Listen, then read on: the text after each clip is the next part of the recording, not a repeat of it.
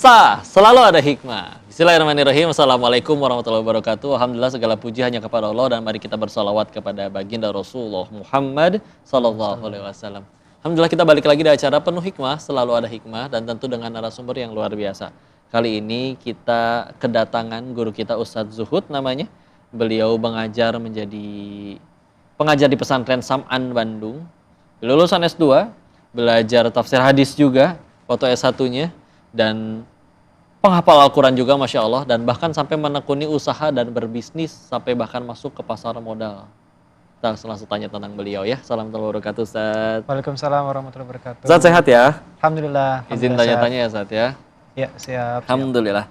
Mungkin kalau tadi di openingnya kayak begitu. Yang nonton mungkin tidak menyangka. Wah ternyata beliau ini dengan semua pencapaiannya itu dicapai dengan kondisi dipilih oleh Allah matanya ditutup. Tidak bisa melihat lagi. Untuk sebelum lanjut ke prestasi, kau pengen tanya dulu, Ustaz. Ini izin bertanya ya, Ustaz. Apakah Silahkan. dari lahir, Ustaz, atau ada kejadian apa sampai akhirnya tidak bisa melihat lagi, Ustaz? Kalau dari lahir sebenarnya saya normal kok. Iya. Dari normal lahir itu. Nah saya istilahnya menjadi tunanetra itu di usia 7 tahun. Oh ya.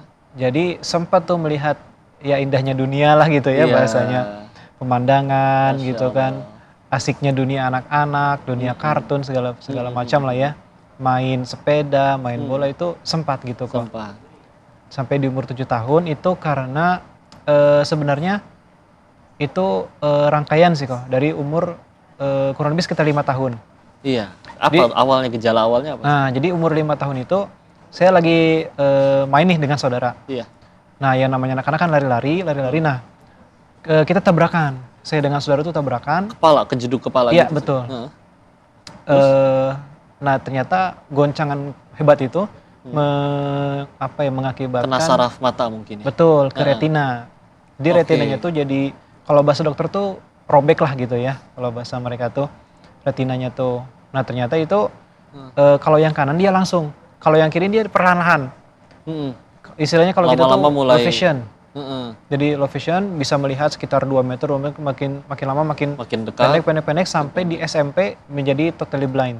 Saya tuh tidak sadar kalau saya sudah tahap menjadi tunanetra gitu waktu kecil itu. Ini Ustaz ngerasanya apa? Kayak benar-benar full gelap doang gitu aja, Ustaz? Sebenarnya kalau yang kanan ini udah betul-betul blank lah gitu ya, betul-betul gelap, tidak bisa menangkap cahaya apapun. Nah kalau yang kiri dia masih bisa menangkap, tapi dia hanya cahaya aja. Penerimaannya gimana saat waktu awal? Sempat ngamuk juga kah atau namanya anak-anak waktu itu? Ustaz?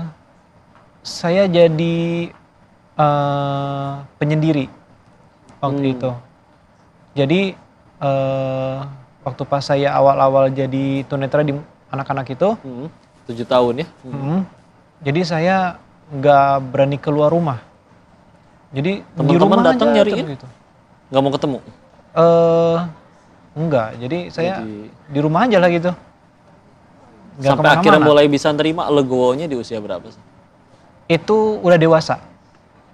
Sudah Jadi dewasa ya? sekitar pasca kuliah lah, setelah S1. Setelah S1. Tapi begitu akhirnya dari waktu 7 tahun itu, kan di rumah terus tuh, Ustaz.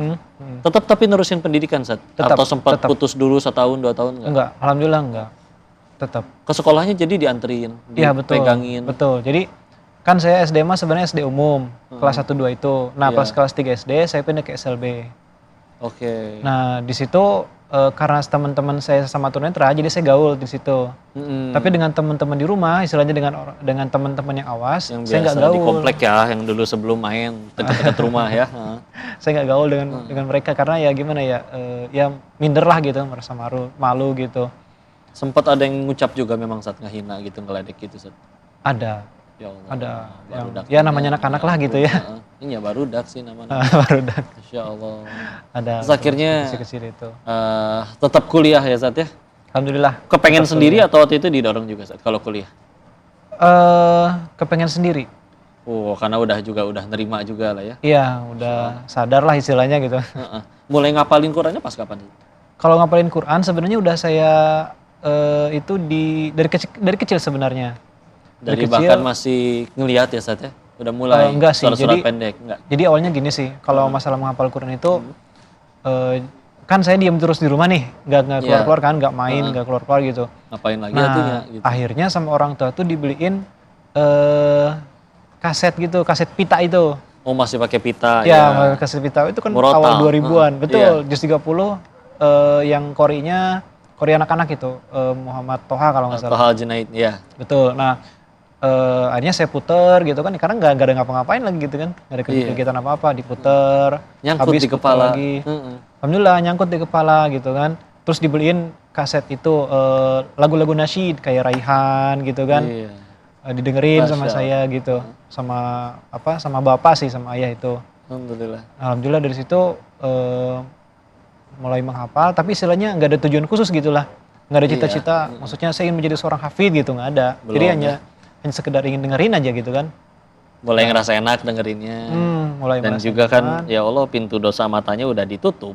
Hati juga insya Allah Amin. lebih bersih. Amin. Sebagaimana kata Sayyidina Utsman bin Affan, semakin bersih hati nggak akan bosan mendengar Al-Quran. Masya Allah. Amin, insyaallah. Masya Allah. Pemirsa tuh, itu adalah asal muasal gimana kisahnya beliau Ustadz Zuhud sampai akhirnya kehilangan penglihatan, tapi itu tidak menghalangi prestasi beliau. Kita akan tanya lebih lanjut prestasi beliau dan perjuangannya. Jangan kemana-mana, tetap di Selalu Ada.